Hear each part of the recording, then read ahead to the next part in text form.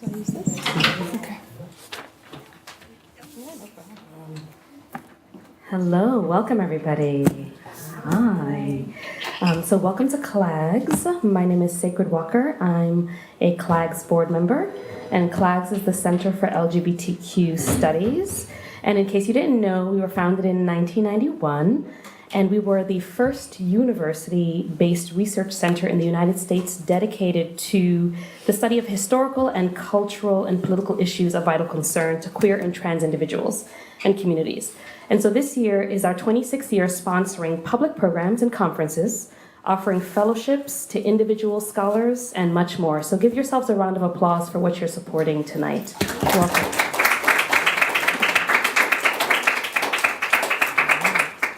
And as some of you in the room know, this is made possible by membership. So for those who are already members, thank you so much for supporting and making free programming possible. And if you aren't a member, please do consider joining. Membership is only $20 for students and $40 annually, and it offers the high quality free programming on queer issues and arts like tonight's event. Because of the support of our members. So thank you so much for those who are interested in membership. If you have any questions, Yana, who's here, and I am around, as well as Isaiah out front to answer questions in regards to membership. And please do consider giving $5, $10, $100, and more, right? Because we have to really invest in our communities powerfully so that they can continue to sustain, right? So some of the offerings that what membership makes possible. We have a couple of fall fellowships. So if you know of those who qualify, or if you yourself are interested, we definitely have open enrollment for that closing on November 15th. So it's funding for scholars, researchers, and artists. So go ahead and visit clags.org to apply. And if you are someone that knows of either a scholar, a researcher, or an artist, please pass that on. And I'm going to take this lovely moment to remind everyone to please put their phones on vibrate and make sure that you are present and active. Thank you. This is me trying to get someone online. Never mind. It was just a good reminder to bring us present. Okay, and so what do we have coming up next? Did everyone get a CLAGS calendar?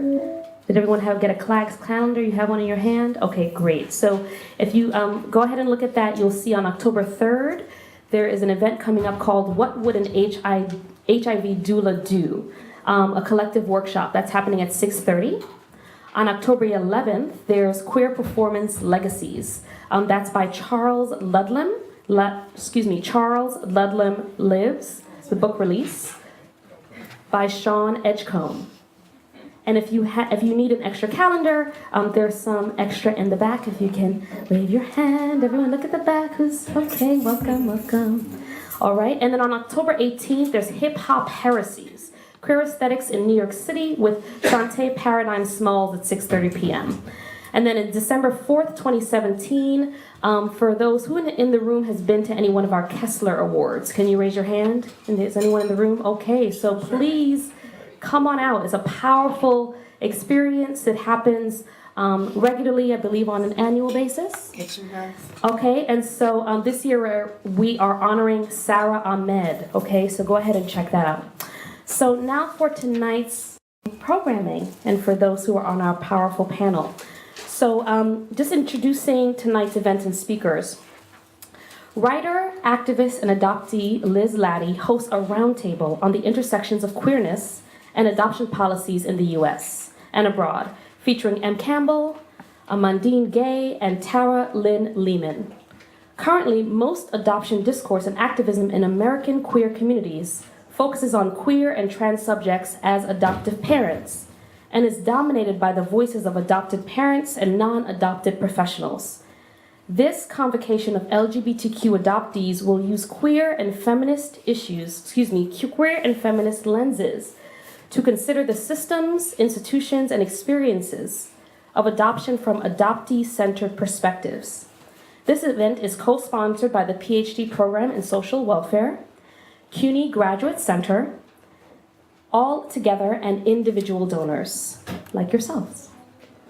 Liz Latty is a queer adoptee writer, activist, and educator whose writing has been published in numerous magazines, journals, and anthologies, as well as nominated for Best American Essays,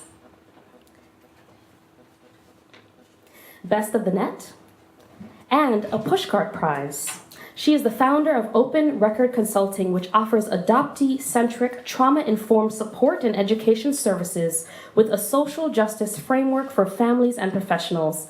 Liz is currently at work on the Adoption Museum Project's New History Initiative, launching fall 2017. So please, one more time, give a round of applause for this powerful panel and the powerful work being presented.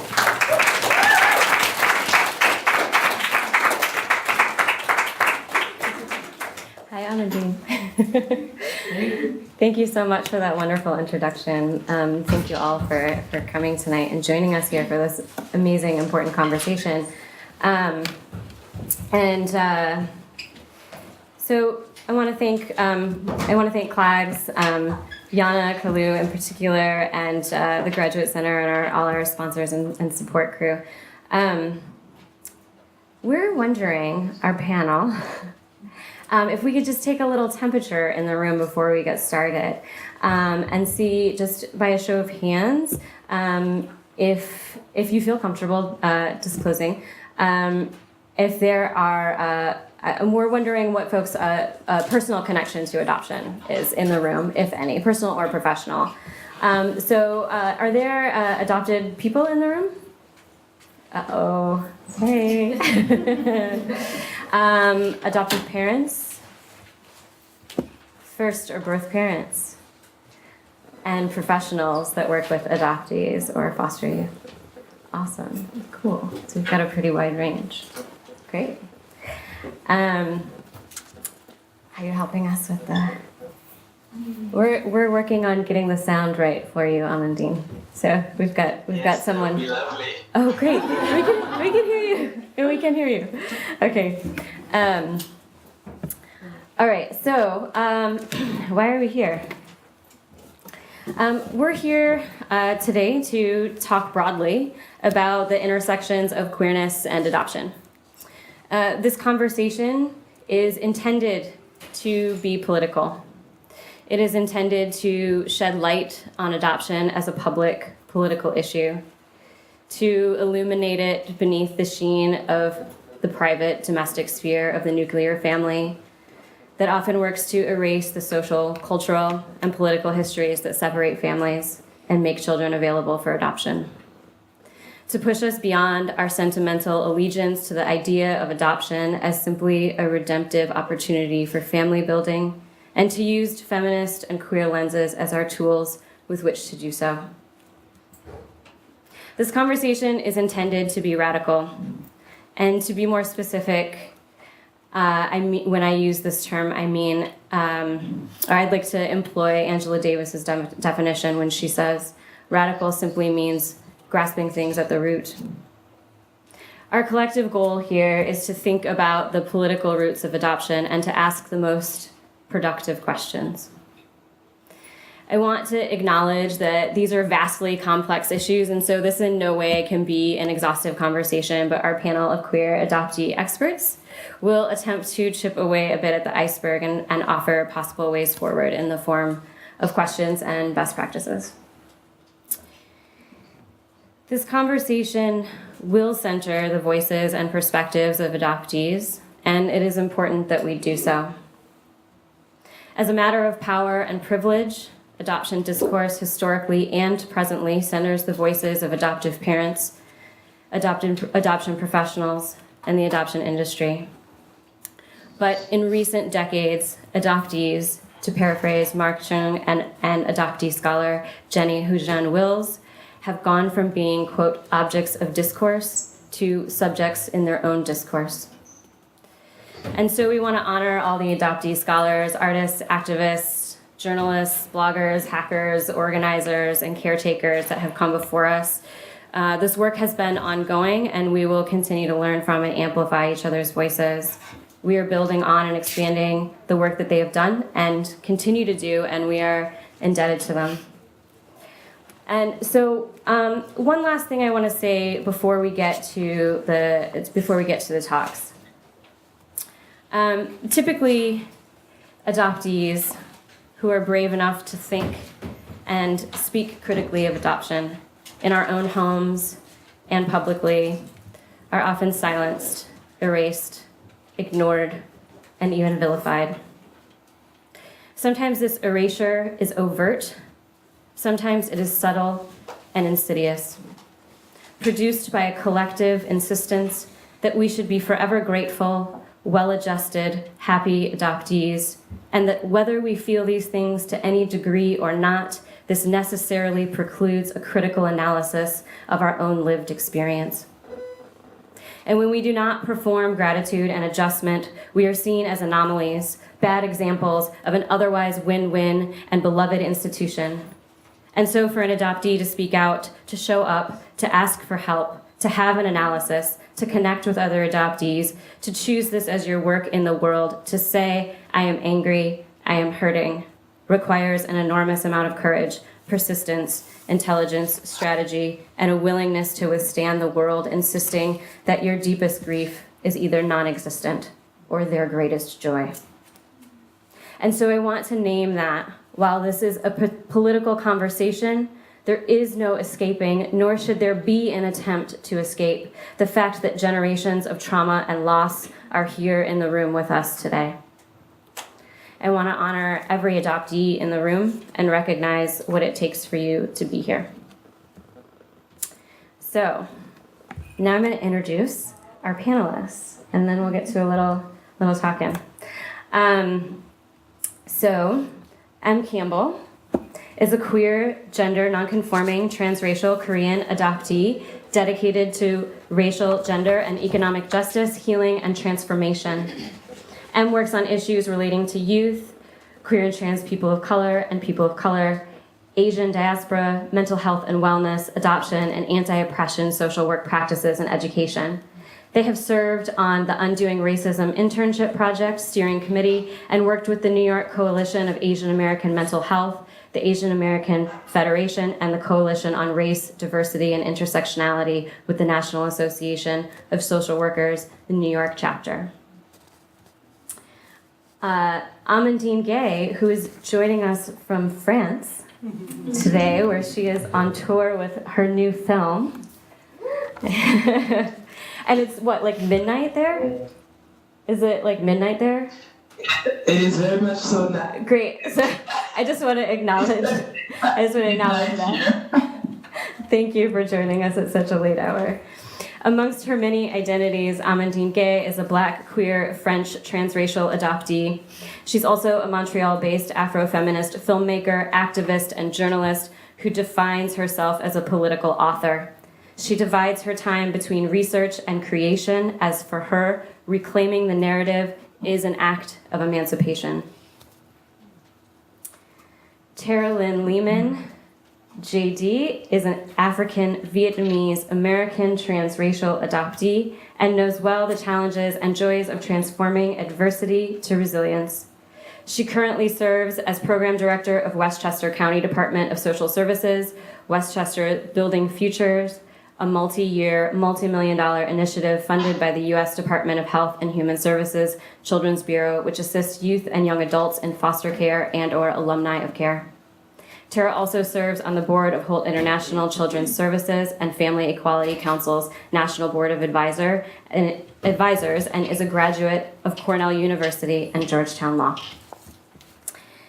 So what we're going to do is we're going to have everybody give about a 10-minute individual talk, and then we're going to do a bit of a roundtable conversation between us. And then we'll just have a brief moment of reflection and then move into a Q&A with the audience. Okay? So, Amandine, would you like to start us off? Hey. Hey. Okay, so good afternoon. I can hear myself as so I don't know if maybe if you move the microphone or... okay, we'll start this way. Everybody can hear me well? Yes, we can hear you. Okay, perfect. So first, I would like to thank Liz for this great panel, and I'm really happy to be here with my co-panelists, even if I'm here just like virtually.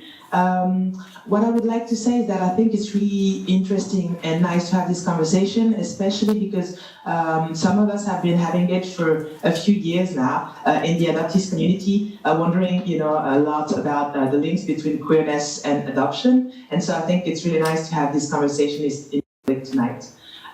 So first, I will start with a little bit on my personal location.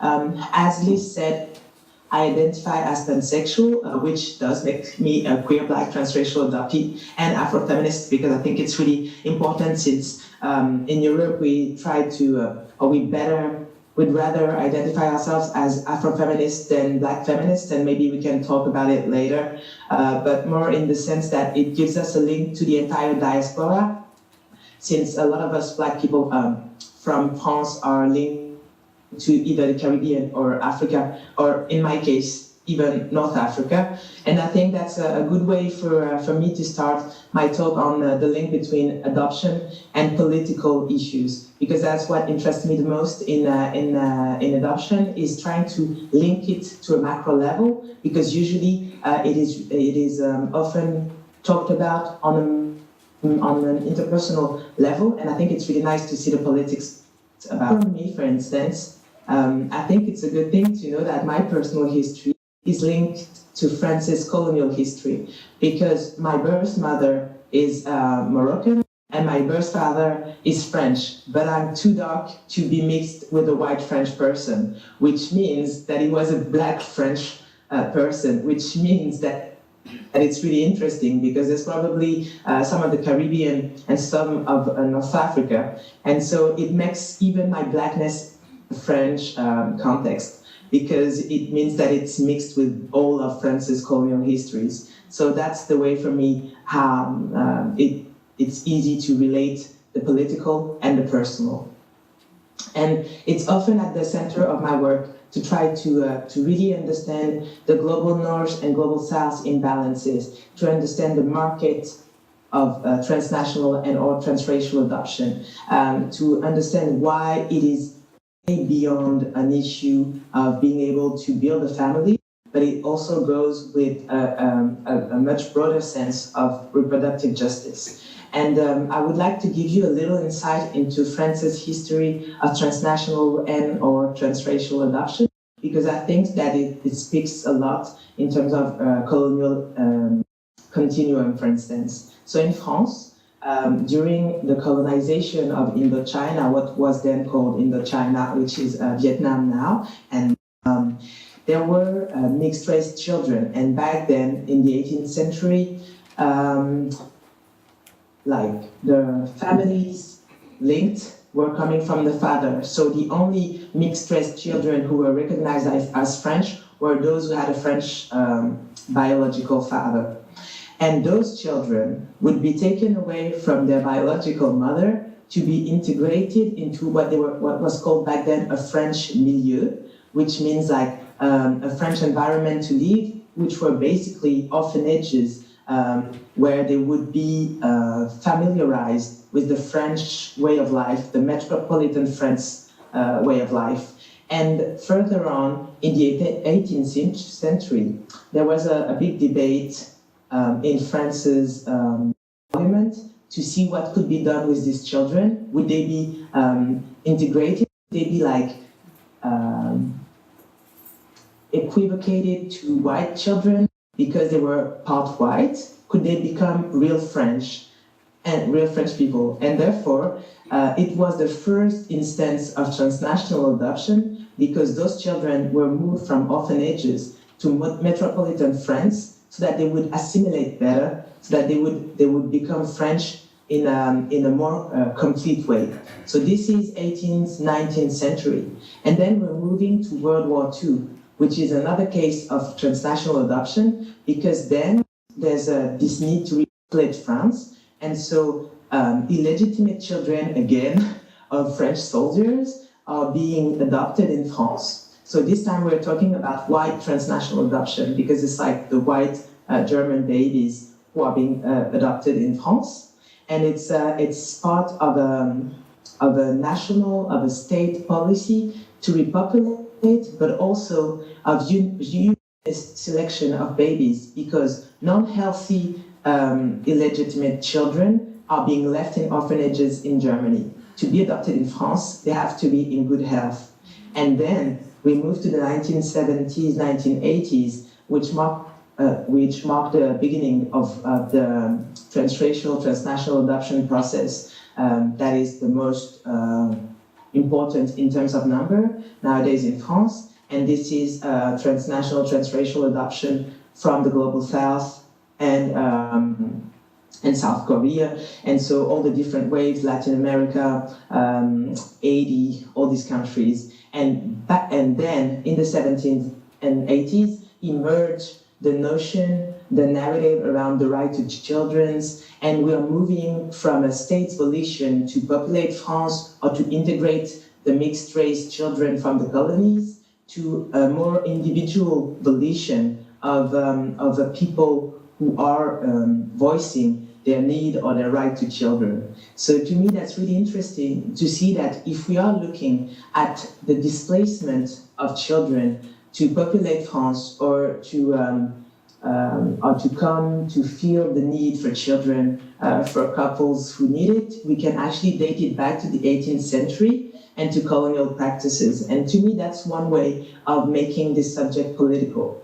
The reason why I said we're often talking about this issue amongst adoptees, especially when we're queer adoptees in France or Europe or now in Canada, so which means like in the francophone spheres that I'm involving in, usually, is because it's pretty much absent from public debate, and which is more striking, is that it's also absent from queer and or radical debates.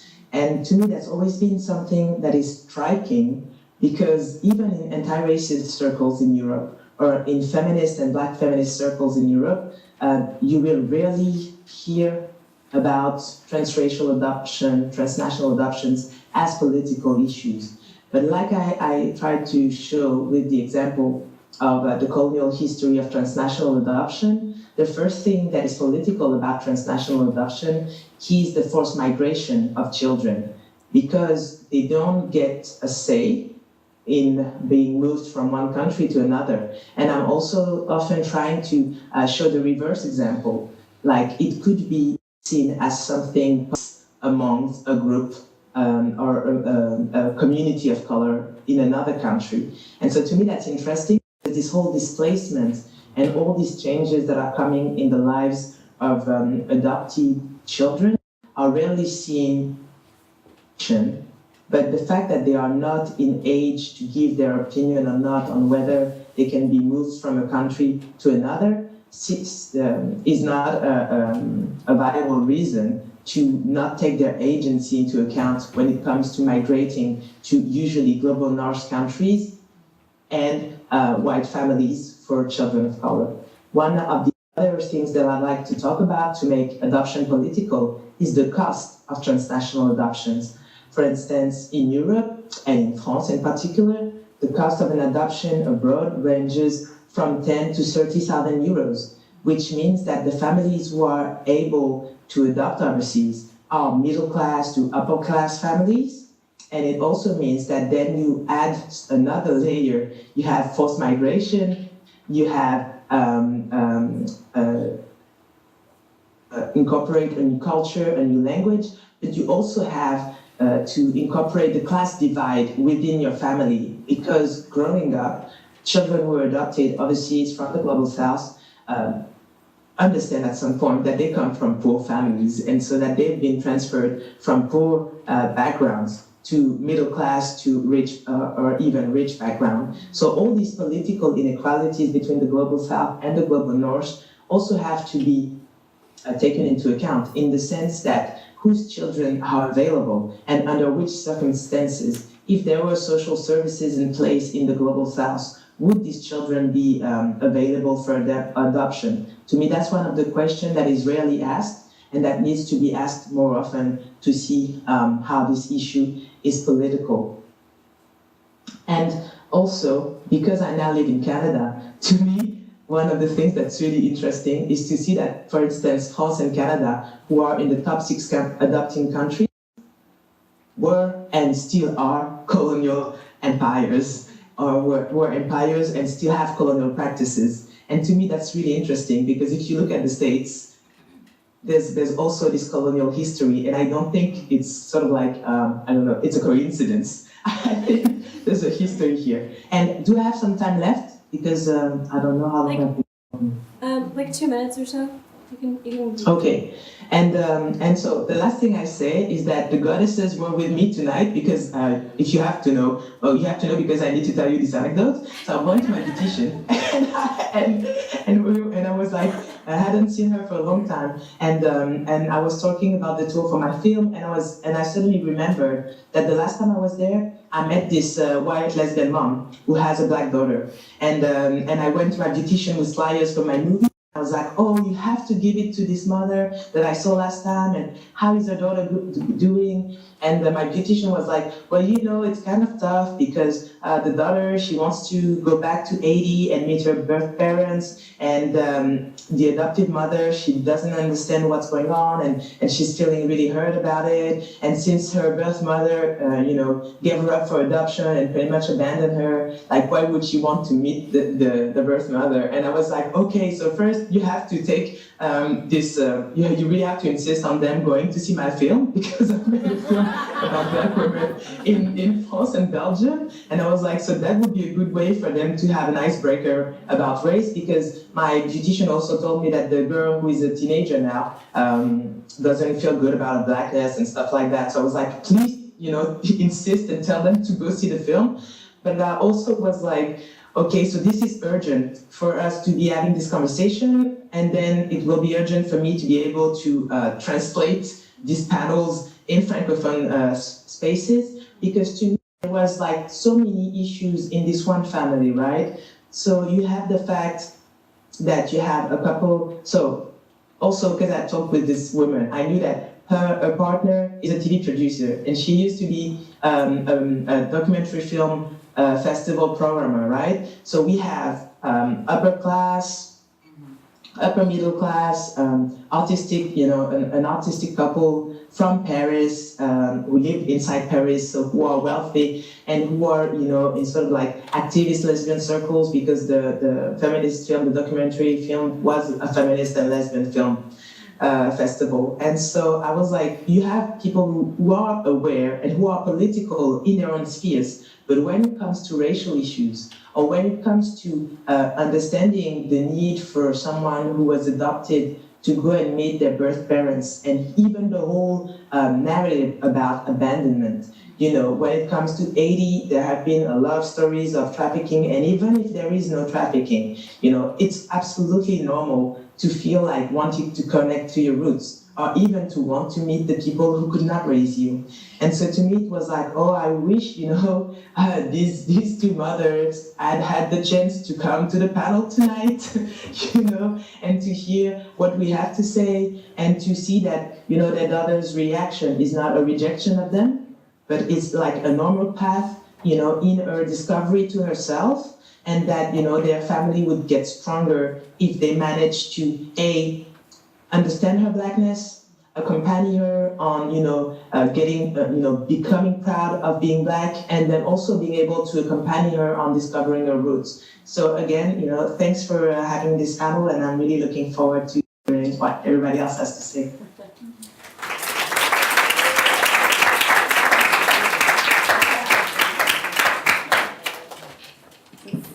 Okay. Thank you so much, Amandine. We're going to have M. Campbell go next. Yeah. Hi. Hello? Hello? Yeah, it's on. Hi everyone, I'm Em. And to me, thank you Liz again also for having us on this panel and bringing us together. And also Amandine for Amandine for sharing a little bit of your story and politicizing adoption for us in sort of that and sort of a French narrative as well. For me, a lot of my questions as a child were around why, why am I here? How did I get here? I understood adoption to the extent that I could. My childhood bedtime story was the story of us becoming a family, so I always knew I was adopted. My parents are white, so that's very obvious. But still I still had that question. And for me, the root of the question was did my birth mother, first mother, love me? And that was sort of the question that I was scared to ask, so my question was, why am I here? And I would say that sort of over the course of part of my childhood, I really just came to decide that, like, as people, as human beings, like, I don't know, but I didn't think that a parent or mother would actually choose, if they had to, choose to give their child up and not raise their child, generally speaking. And so for me, I had to look for answers outside of that question. And I looked more towards more of the systemic issues, such as poverty. And this is me, maybe I'm like 8. So like poverty in terms of like being poor and being hungry, like not having food, things like that. And really trying to, that was like my search through life mostly.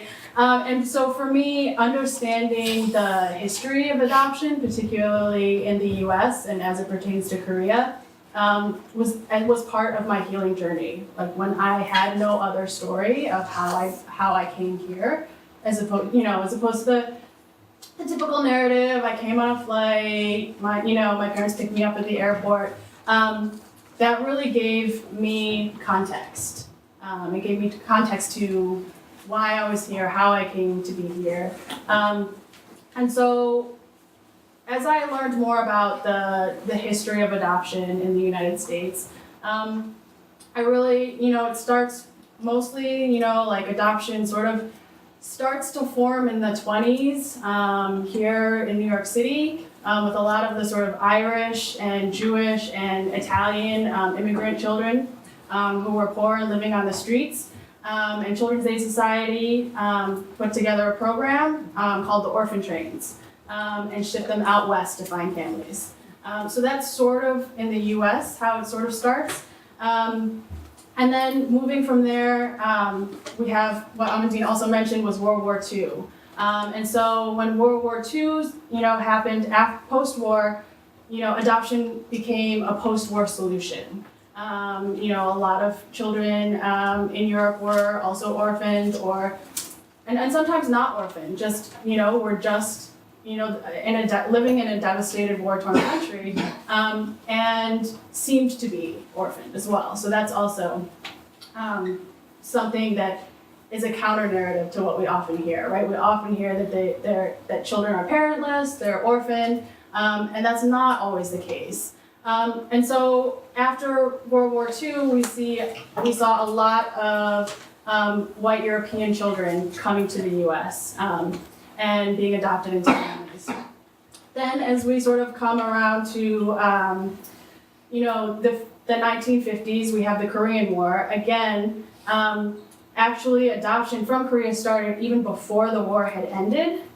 So it looked more like the Korean child, like the child waifs or the sort of military mascots, which were these Korean young boys. And they were likable, they were very cute, they ran around and just played with the GI folks, and oftentimes the military folks, an actual connection was created, right? And so they felt some kind of emotional attachment.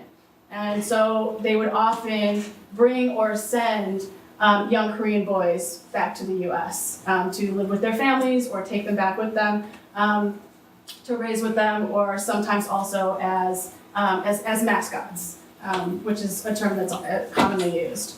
And then you also have during, the Korean War sort of happens in the 50s, and when you think of what's happening in the US in the 50s, it's really this formation of like the nuclear family, and this sort of age of natalism, right, which is sort of like promotion of reproduction and parenthood. And so you also have that along with sort of the US occupation, military occupation of Korea. And you also have the sort of anti-communist, politic and rhetoric that's happening at the time as well. And so you kind of see, also it's like the baby boom. So a lot of people are also wanting to participate in that. And so you kind of see this coming together as like, after the war ended, there was actually there were a lot of children who were orphaned, who were of mixed race heritage. And so who were also fathered by US soldiers, foreign soldiers, European soldiers. So at that point, at the end of the Korean War, the US president, Truman, and the Korean president were talking, and the US was like, oh, how can we support, the rebuilding of your country? And Korea, this is, very general these terms. The president of Korea said, oh, well, you can help us. This is word for word. So the president of Korea said, well, you can help us by taking, your mixed race babies back to the US and finding families for them.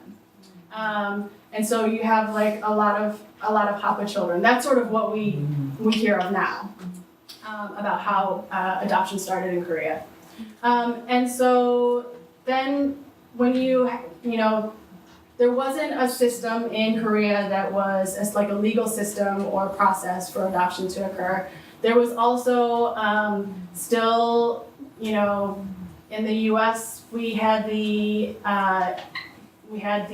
essentially the Asian Exclusion Act still happening, right? So we had a lot of different policies that didn't make that possible. And then by 1957, there was a system in place for Korea and the US to be able to have a legalized, formalized adoption system that then sort of has become the model for other adoption systems in different countries. And so then in the US, you sort of see that there is also, after the Korean War, there's like Romanian and the Vietnam War, and then Haiti. So you see a continual sort of progression. And also you see in the 1960s and 70s, you see sort of a shift from sort of this post-war solution, right? So you're seeing a lot of Hapa children being adopted to US and Europe and other countries, Australia. But then you start to see a shift. Around the late 60s, early 70s, you see a shift. So there's then about half of the children being adopted out of Korea are considered, full Korean. So of having like two Korean birth parents. And so from that shift, you kind of move into what's called like now the adoption industry. Again, Amandine mentioned that there's a lot of money that changes hands and changes nations, right? So oftentimes when you think of Korea and its, fast economic boom and sort of like, bursting into the scene as this highly industrialized country, after, only having experienced the war so recently, you can see that there's also part of the agreement that was made with the US was, Korea didn't have a social welfare system in place either. And so it was literally also an economic decision. And so there's also the Korean side as well. I don't have time to really go into that. But I do want to say that a lot of what gets missed is the Korean side, what's happening historically in Korea. And, coming off of 35 years of Japanese occupation, right, and then coming into U.S. military, U.S. occupation. And then also, we see like the shift also in the 60s and 70s starts to also shift in terms of most of the, particularly in the 80s and 90s, the big boom, being related and connected to children being adopted who are, who are from unwed mothers. And you also see that a lot in sort of these children homes and sort of Christian homes for children in Korea as well, which I saw when I was there. That also, there's such a stigma that even children whose parents are divorced or separated, it's a stigma to raise a child as a single parent. So they will be placed into a home. And from there, sometimes, usually, this is one particular home in the south between Busan and Gimhae. And in there they had about 80 to 100 children at any given time. And they saw that within the first year, some parents may come back to visit, and then after the first year, the parents almost never came back to visit. And you had to legally relinquish your rights to parent in order for the child to become available for adoption. And this is also sort of at the same time that you're seeing homes for unwed mothers that are like actually attached to adoption agencies as well. So there's sort of multiple things happening at one time. And then I guess I just want to share one more thing is that I think what was really powerful for me to be able to go back to Korea last year. There's a sort of gathering for adoptees about every 3 years. And there was actually an event hosted at Kourut. I'm trying to remember the name of it. Adoption, I can look it up. But this event was incredibly powerful. It was hosted by Meejun Richard, Skylar Swanson, and Hosu Kim. And, maybe I can't look it up. Where is it?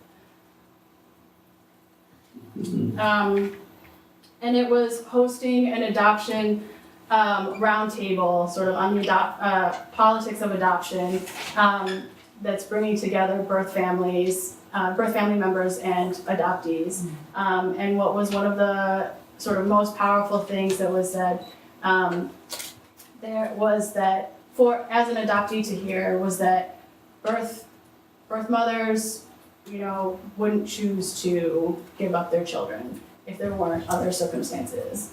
And to hear from birth mothers, the different sort of different ways that they would address or reform adoption was also incredibly powerful. Those aren't voices that we hear, and they're incredibly important voices to bring into the conversation as we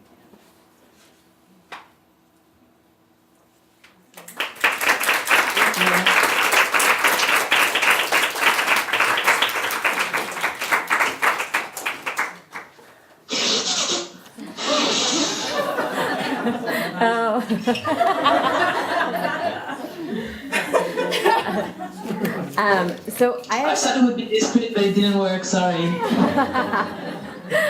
That's all right. Everybody gets to take care of their needs. It's fine. So Amandine, I'm going to shrink you just so that I can bring up a few slides that I made, but I think that shouldn't affect your view of anything, probably, right?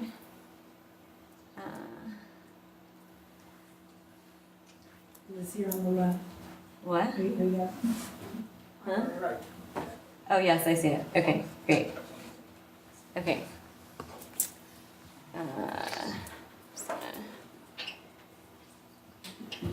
Okay.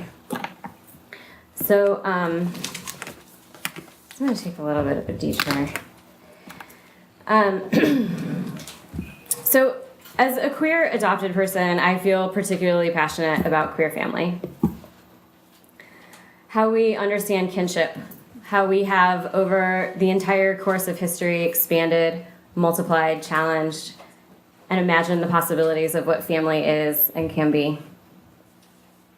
And we've done this for love, for community, for companionship, for touch, for sex, for joy, for safety, and survival.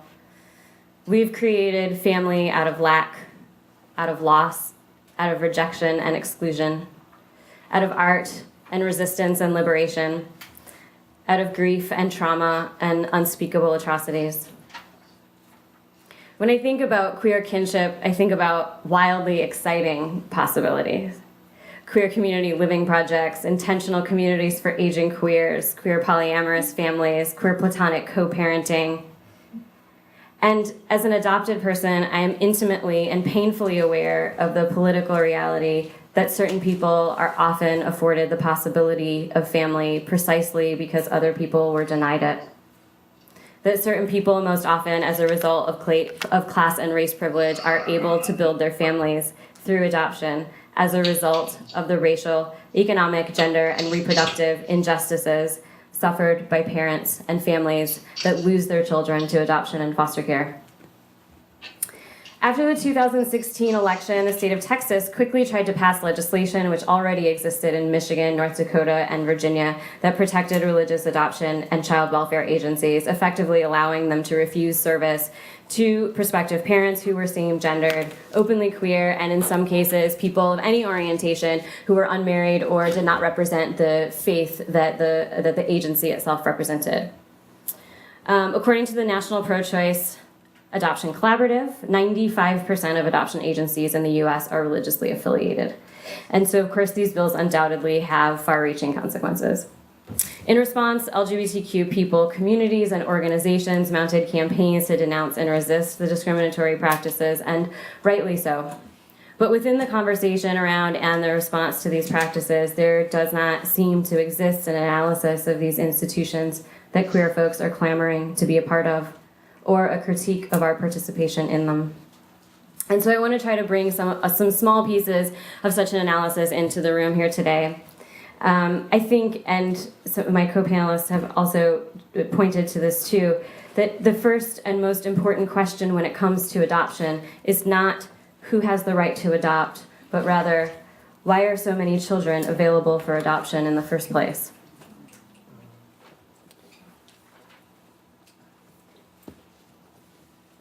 Is that it? Oh, should we maybe do that? Do a full screen?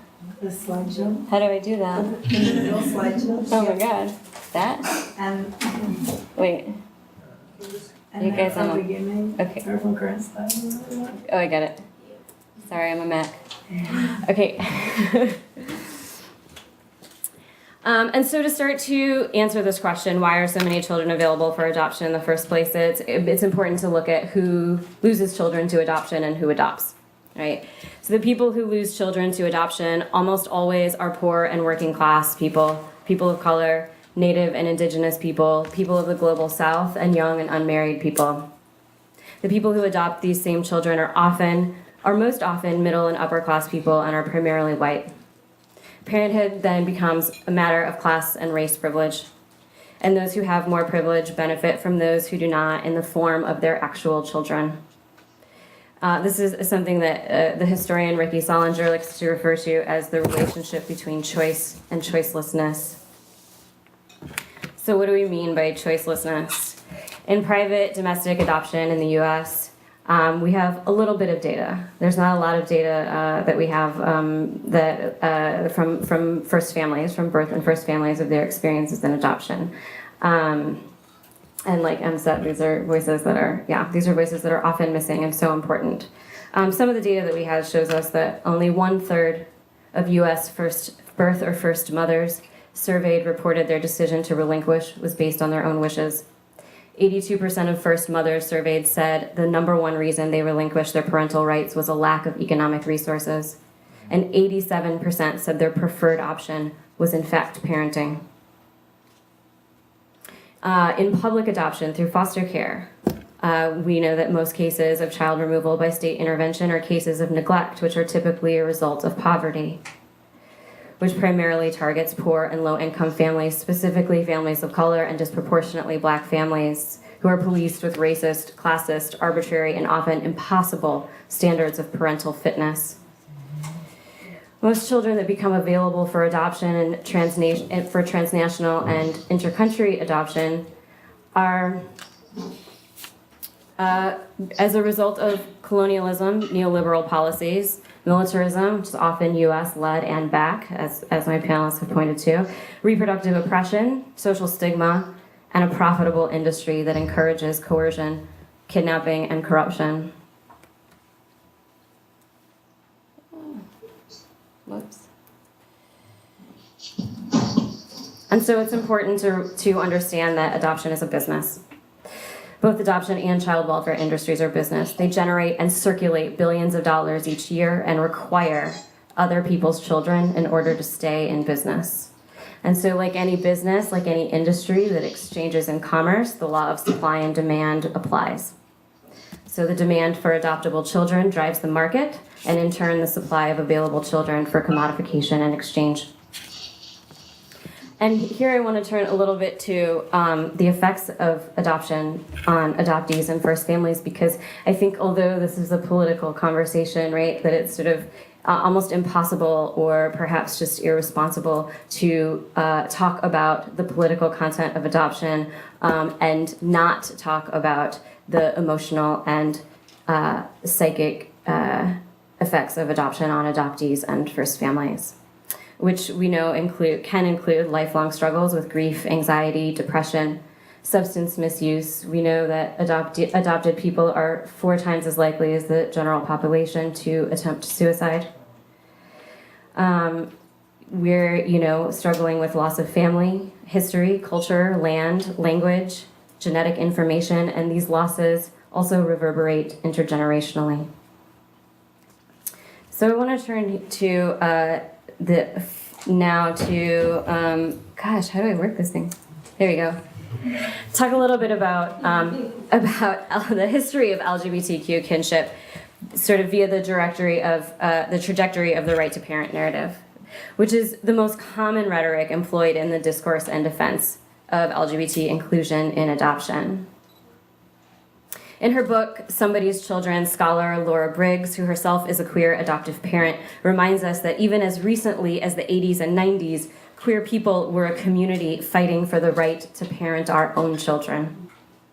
Queer people were losing their own kids, and children were losing their queer parents to state intervention, to adoption, to homophobic and transphobic ex-spouses and other family members because they were queer.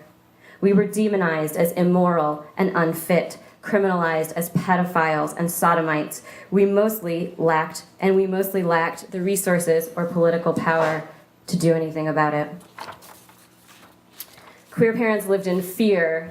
They created underground networks, organizations, and publications of support, sharing strategies on how to keep their kids, how to find legal help, and how to survive after losing their kids.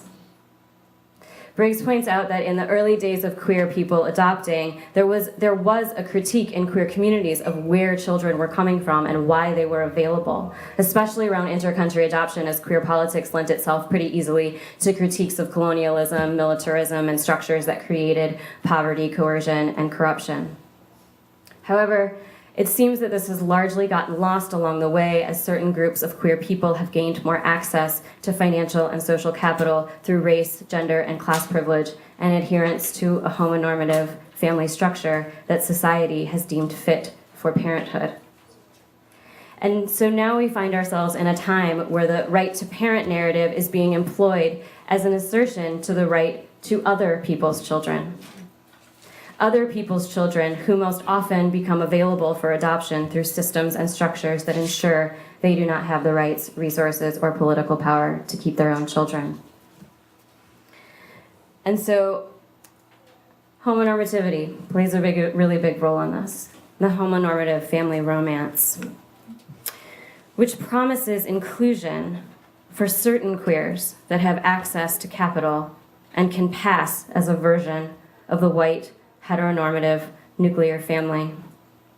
One of the earliest legal defenses for LGBTQ parents to retain the right to parent their own kids was a film called Sandy and Madeline's Family, made in 1973 by the couple themselves, which showed two white, middle-class, fundamentalist Christian lesbians who were fighting their ex-husbands for the right to raise their 6 children together.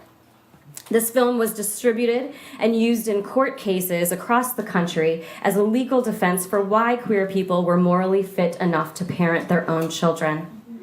It was an explicit and strategic rollout of the homonormative family romance. A 1979 People magazine interview with Madeline and Sandy, the 2 moms at the center of the legal battle and film, begins with this paragraph. The couple met in church, sought approval for their relationship in the Bible, and are raising 6 children in Edmonds, Washington, a quiet Seattle suburb. The TV goes off at 8:30. We don't believe in drugs or drinking, says Sandra Schuster, 41. We are really straight.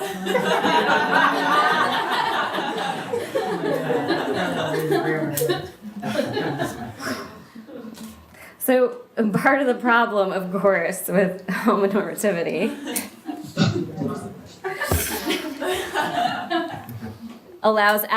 is that by allowing access to rights and privileges for certain queer people, including the right to add to the demand for adoptable children, is that it excludes others from those without access and therefore upholds and reinforces classist, racist, colonialist, neoliberal, and capitalist projects such as the adoption and child welfare industries. It also works to erase decades of struggle for queer liberation. So who gets excluded?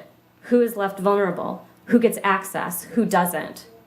Lots of queer people are still fighting for the right to parent their own children. Not because they are queer, but because they are also people of color, because they are also Native and Indigenous, because they are also young, undocumented, poor, or working class.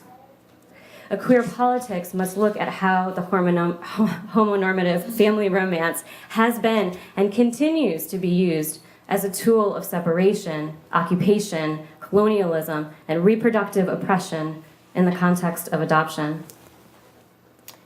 And so, I'll just conclude by saying, queer people used to be, and for many of us still are, a group of people fighting for the right to keep and parent our own children. And now we're employing the same rhetoric, fighting for the right, the entitlement to other people's children. But adopted children come from somewhere. We come from people who deserve support in keeping their own children if they so choose. Transferring children to people with more privilege does nothing to alleviate the injustices that prevent people from parenting the children they have, and it imposes separation, trauma, and loss on adopted people. Do I think that queer people should be held to a higher standard than anyone else? No, of course not. But I do think, given the collective history and political lenses we have at our disposal, we have no excuse but to concern ourselves with justice. And so I leave you with a question. By employing a queer politics that is concerned with collective liberation and the struggle against the structures that create oppression, how can LGBTQ people become thought and practice leaders in the ethics of kinship and family building?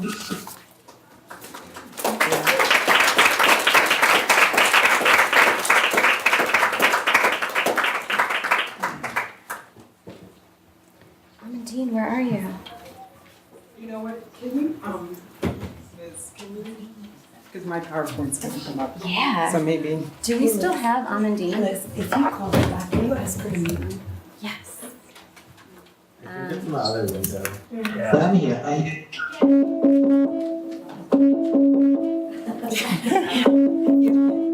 Where? What? Oh, here again, yeah.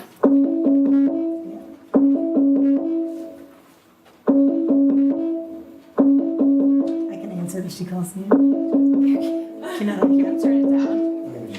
Maybe she can just- No, she's really liar. I'm still here. Oh. She's on Skype. She's on. No. She's not. Where are you? No, she's on something. But I'm still here. I can hear you and see you. Okay, great. Okay, where am I? Yeah, Amandine, can you mute just on your end, can you mute for a little bit till we get to the roundtable? Is that possible? Looks like she She did it. And will you minimize my email? Yes. Thank you. Sorry. Here I am. Here you are. Yeah, Right here. but we won't do it yet. Just Okay. hold it there, and then I'll do it. Okay, cool. Great. Thanks. Yeah, thanks. All right. So, good evening, and Liz, to echo all the gratitude for you coordinating and sort of spearheading this crucial conversation. I also want to thank Yana and your team for all the logistics and organizing this. I saw that Sacred stepped out, but please let her know that we also really appreciate all the energy that goes into coordinating these conversations. And, also Em and Amandine for really reminding us that the personal is political and the political is personal. And I also just want to thank everyone here, our allies, folks that might be also video streaming, family and friends, because, I'm sure that there were a gazillion things that you could have done tonight, and here you are. And so I want to give a special thank you, also in terms of our sponsors, CLAGS, of course, and also All Together Now for your support of this conversation. It really is so important. So thank you. So I'm going to shift a little bit because I believe in, now that the scholars have spoken and you've gotten all these, just really, really helpful facts. I thought, there's power in story sharing. And story sharing can also be a political statement. And so I want to shift to tell a story, noting that every single person in this room has a story, and there is no single story, right? As our friend Shamanda speaks of. So just indulge me for a couple minutes to share a story. Again, noting that we all have one. So let me see if I can set this up very quickly.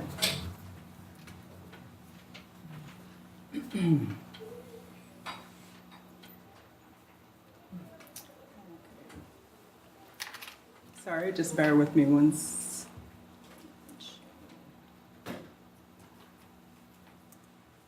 Okay, great.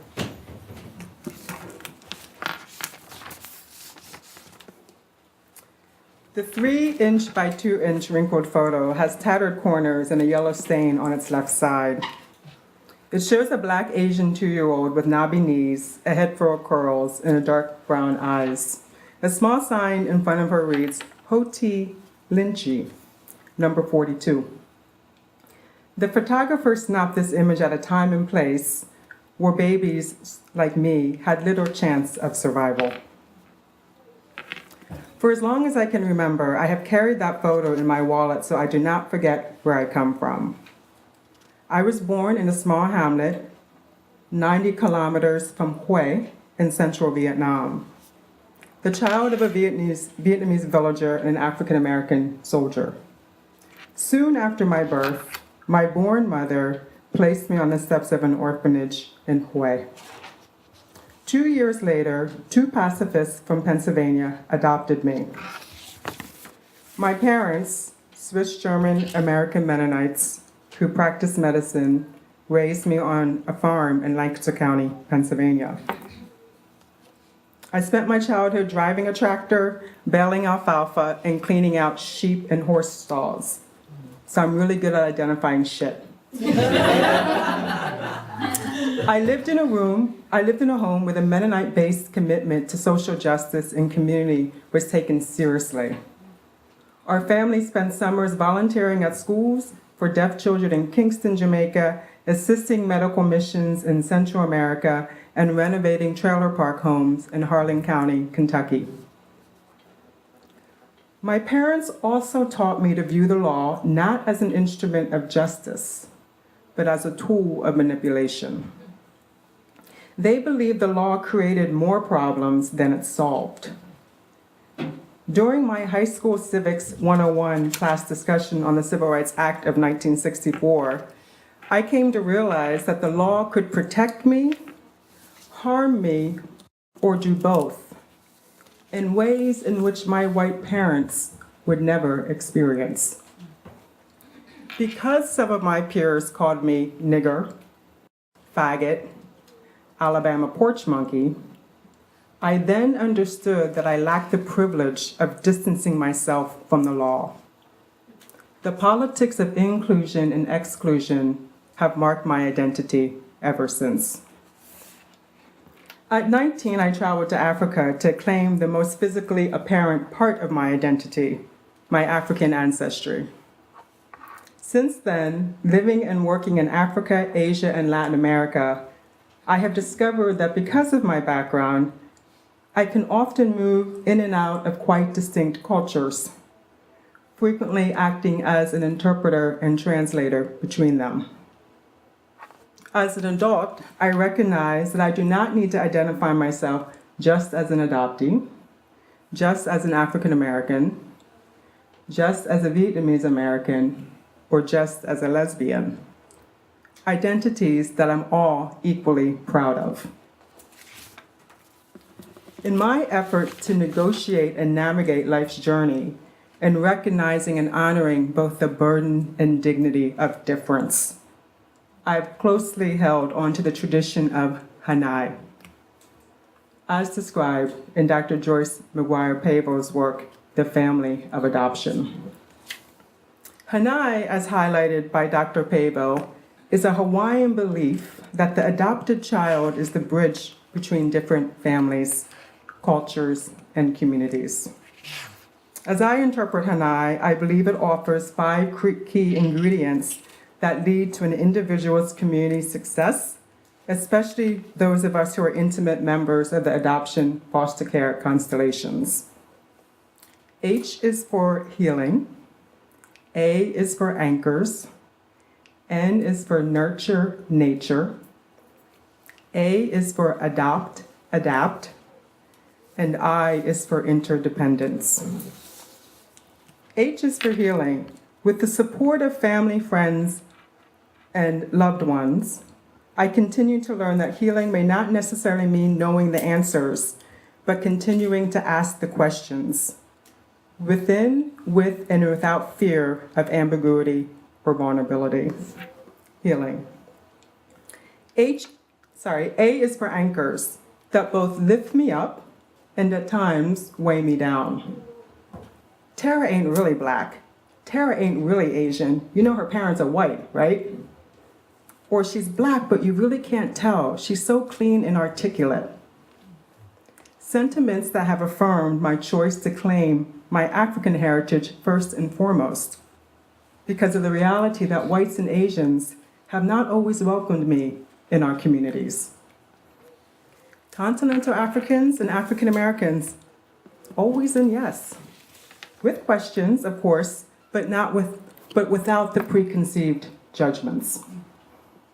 Words that wound, that weigh me down, balanced with affirmations that keep me lifted. Anchors. N is for nurture. How do we choose to nurture our nature? And how do we choose the nature of nurturing others? How do we find the joys while incessantly navigating and negotiating the pains of a profound loss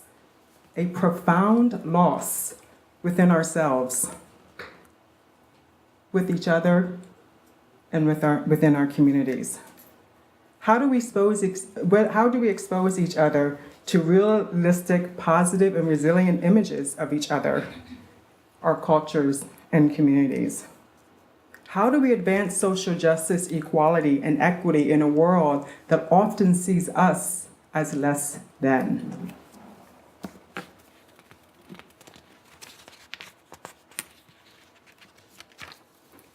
A is for adapt. Adapt, adopt. We have all come from so much, but know so little. Don't we, Sasha? I got that phrase from Sasha, so thank you. We have all come from so much, but know so little. Adopt, adopt. Only one vowel distinguishes the two. I is for interdependence, to counter the myth that we can truly be independent. We all need each other. And for those belonging to the constellation of adoption and/or foster care, our existence is that which blends two or more families, birthed and chosen to make ourselves whole. Interdependence. As I continue to build bridges between my personal background and professional experience, I anticipate strengthening my ability to unlearn, learn, and relearn. On April the 4th, 2001, I visited the building that I thought the war had destroyed. While standing in the courtyard of Leaman orphanage, facing the same wall that I squatted next to as a 2-year-old, I studied my toddler photo. I already knew that the spirits of my birth relatives lived within me, so I had not returned to search for tangible birth roots. I had returned to discover that part of my ancestry that is more easily disguised, and to learn more about a society that was in the midst of its own human rights and social justice movements.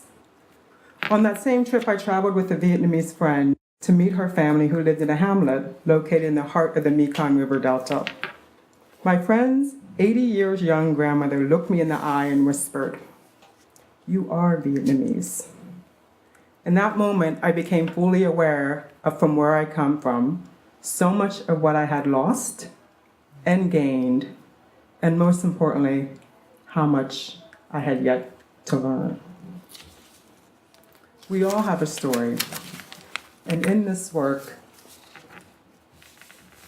none of our identities operate in a vacuum. This is the work of healing, and this is the work of intersectionality. If we had time, I'd love to hear all of your stories, but I think now we have to go to the panel. Thank you.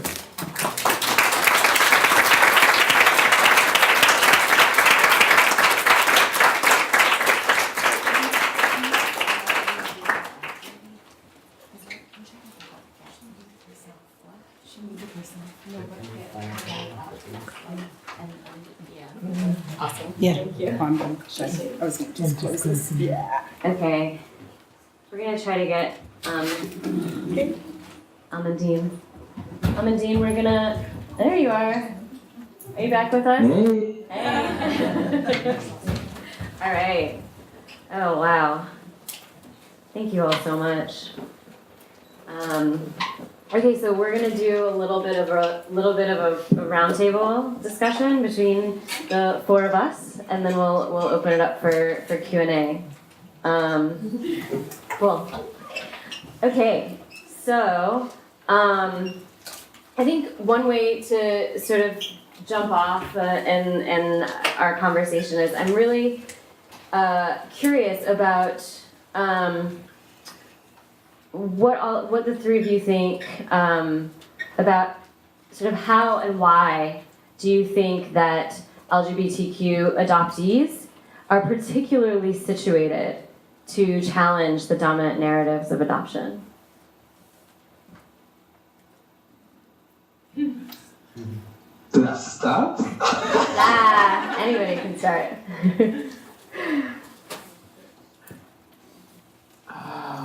So, yeah, you want me to start? Okay. The question is, how are we particularly situated to discuss adoption as adoptees, right? Is that it? Yeah, and sort of challenge the dominant narratives.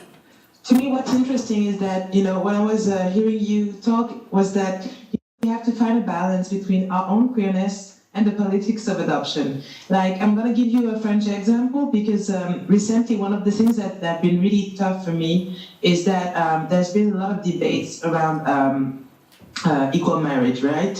And as soon as the debate and all the demonstration from the far right and the Christian groups started, was that they started using adoptees as a prop.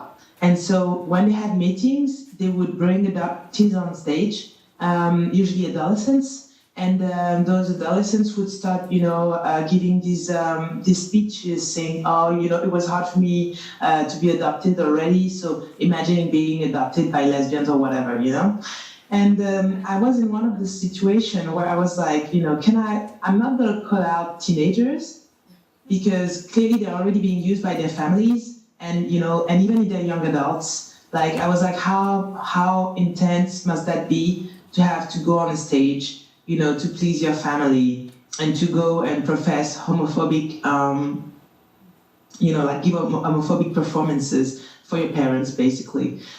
So I was like, how can I address that without stigmatizing people from my adoptees community?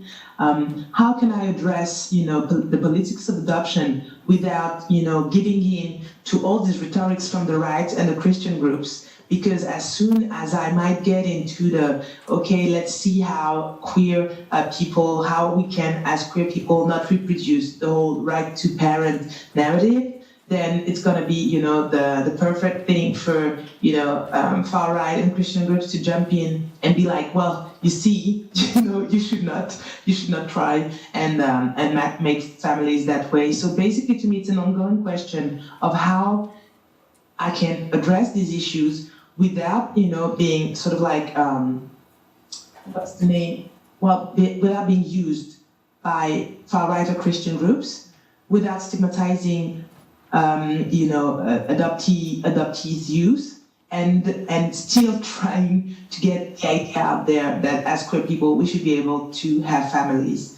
And so I don't have an answer, but I think to me it's like this really complex line that we have constantly to work on, trying to address these different issues and maintain the dialogue, especially with the youth, because I was like, what is going to happen to these teenagers, and who amongst them are queer? Because I couldn't help but think also that it's a moment of formation. So what are you doing when you're giving this performance, going on that stage? And basically that's an ongoing question, because now they're back again, because some minister has put back the issue of assisted medically assisted procreation. And about whether it should be available for lesbians or not. And so the conversation is back up again in France. And, I wish we could have simultaneously the conversation about the fact that, for instance, adoption and adoptees and people who've been created through medically assisted procreation will have the same sort of questions. And that would be a nice conversation to have too. Like they will grow up to be adults, and they will grow up to be adults who have questions. But it is really dangerous and difficult for us to have these conversations in public. Yeah, absolutely. I think almost every adoption conference I've been to so far in the States, there's been at least 1 to 3 donor adults who were donor kids, who are sort of like lurking in the margins of the conference, wanting to connect. There's definitely a very deep overlap, but the conversations aren't really happening in public. Yeah. Absolutely.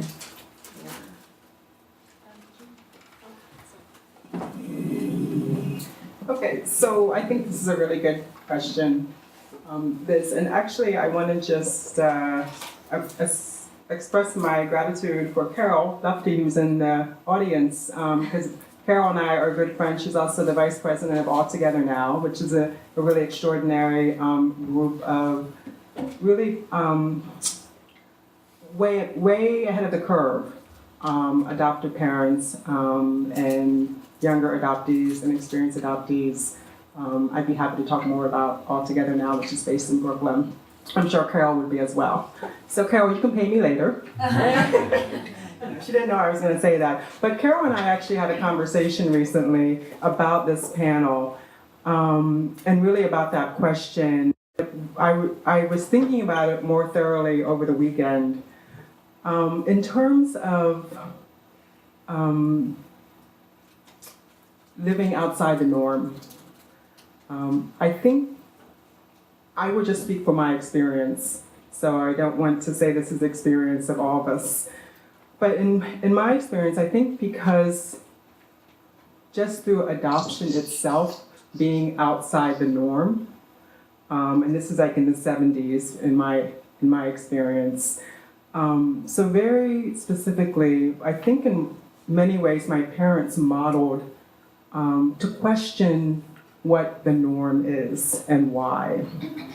So my father was the conscientious objector during America's war in Vietnam. So he was drafted, but instead spent 2 years actually at NYU working there instead of going over to Vietnam. And so, you know, we talk about roots and where do our roots come from. So what I often think of that and how that really was, even within his family of Mennonites, how that was outside the norm, to not, to declare CO status. So I think in terms of my own socialization, that was almost something natural, something just because I was adopted, our family already lived outside the norm. And so when I came out as a teenager, it was very interesting. It's, obviously my parents were not expecting that. And to be quite honest, it wasn't until my early 30s that I realized the process of me coming out was not just about me, but my parents and family coming out of their homophobia, right? And so that probably resonates for many of us in the room. But I didn't learn that until my 30s, that this process wasn't just about me challenging the norm, but my family and close friends having to rethink what the norm is. And so I think in that way, as challenging as it was, there were seeds and almost like the expectation. I remember my parents, I remember them, clearly a conversation when I was coming out, like, oh my goodness, you're African American, you're Vietnamese American, now you're a lesbian, like, oh, life is gonna be so hard for you. And I'm like, you know what, I actually see it as liberating, because this is me, this is who I am. And so, they had to, this might resonate for some people in the room, the dreams of my parents were deferred. They had to have different dreams for me. And I had to have different dreams for myself as well. And so just in terms about being able to contest and live outside the norm in my queer identity, I think there are really strong parallels in the adoptee identity, living outside the norm. So that's a long-winded response.